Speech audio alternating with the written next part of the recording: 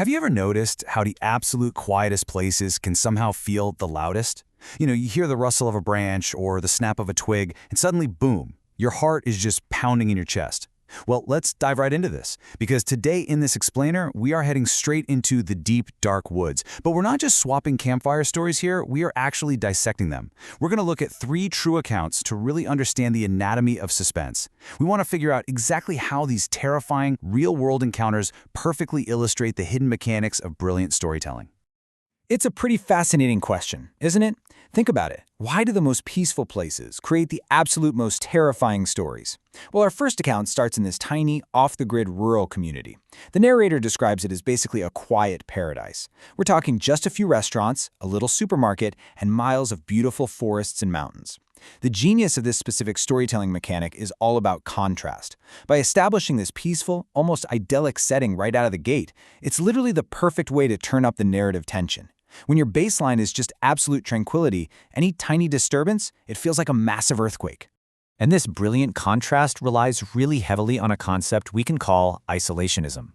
In storytelling, especially in the horror genre, isolation is the ultimate blank canvas. When our protagonist points out that even the closest big box store is like an hour away and that they spend their days hiking deep into pure wilderness, they are completely cut off. They're removed from any societal help. There is no quick rescue out there. The deep woods literally strip away all of our modern safety nets. It leaves the protagonist, and honestly us as the audience, completely vulnerable to whatever happens next. So, let's move into our first tale and see how all of this builds into Chapter 1, Character Tension and the Subversion of Expectations. You see, a real masterclass in suspense doesn't just, throw a monster at you right away. It builds a character up, establishes a pattern, and then completely pulls the rug out from under you. Take this local guy named Hector. Our protagonist meets him in town, and the whole community has just kind of written Hector off. They see him as a harmless, though deeply strange, homeless man who literally talks to thin air. So, rationally you think, okay, he's just a quirky local.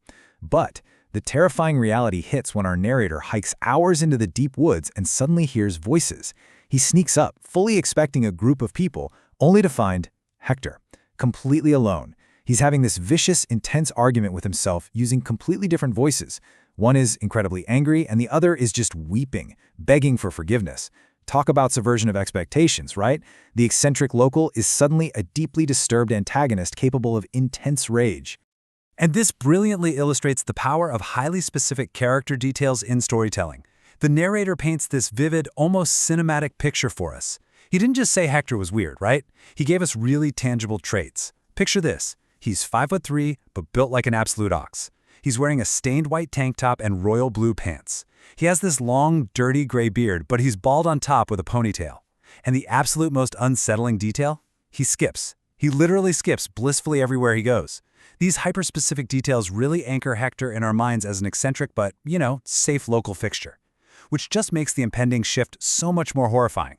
Because, man, that illusion of safety shatters in a split second. While the narrator is hiding behind a tree watching Hector argue with himself, the angry voice suddenly takes full control. Without even turning to look, Hector screams, "He's hiding behind the tree! This time you can't let him get away." I mean, the adrenaline spike here is just massive. The blissfully skipping man is completely gone. He locks eyes with our narrator with this genuine, terrifying rage, and instead of skipping, he charges. He just sprints. So the really crucial thing to notice here is how this timeline of dread escalates. It starts off slow, right? Moving to a new town, meeting Hector a few weeks later.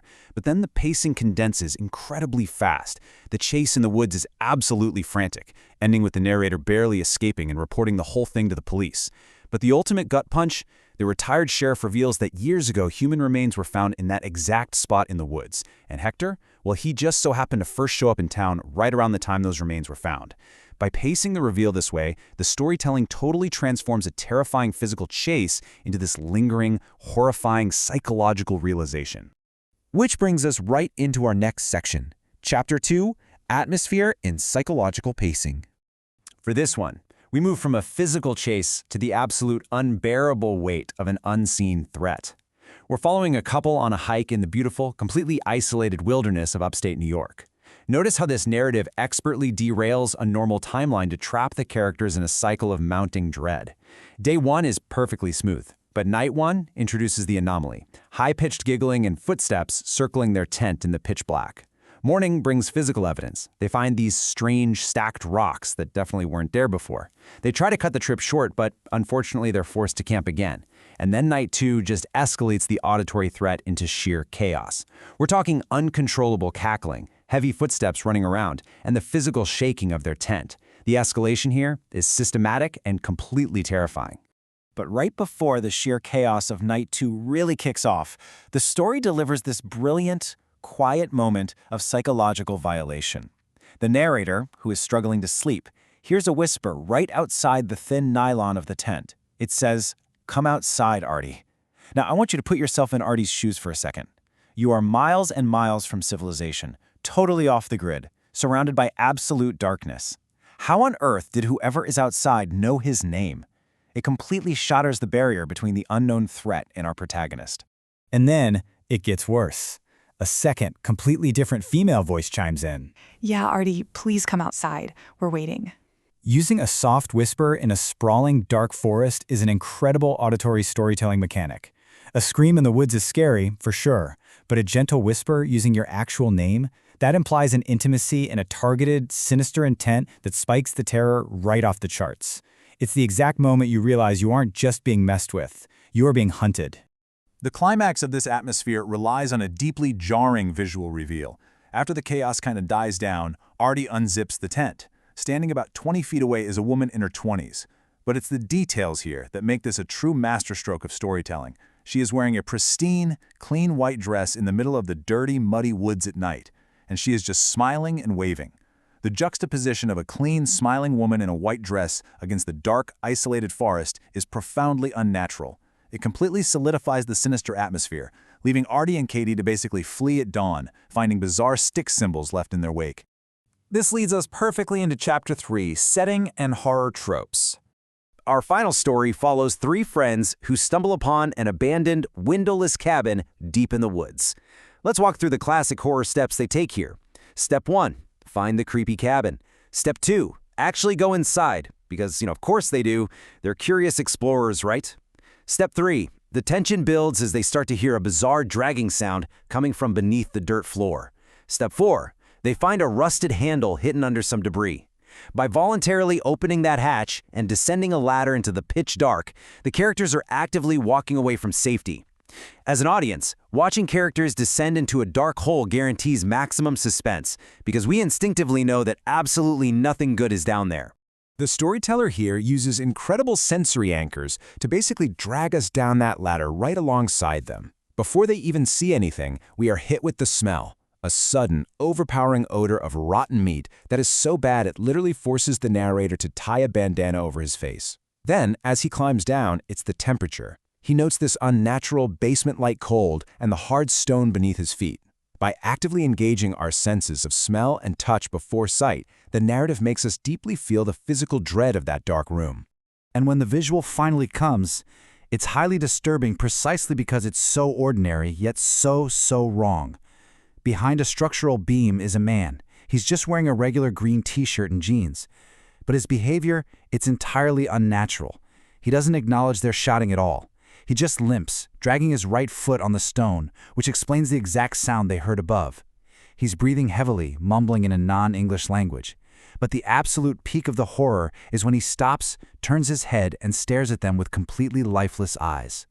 The mundane clothing contrasting with this deeply eerie, almost robotic behavior creates a profound sense of wrongness.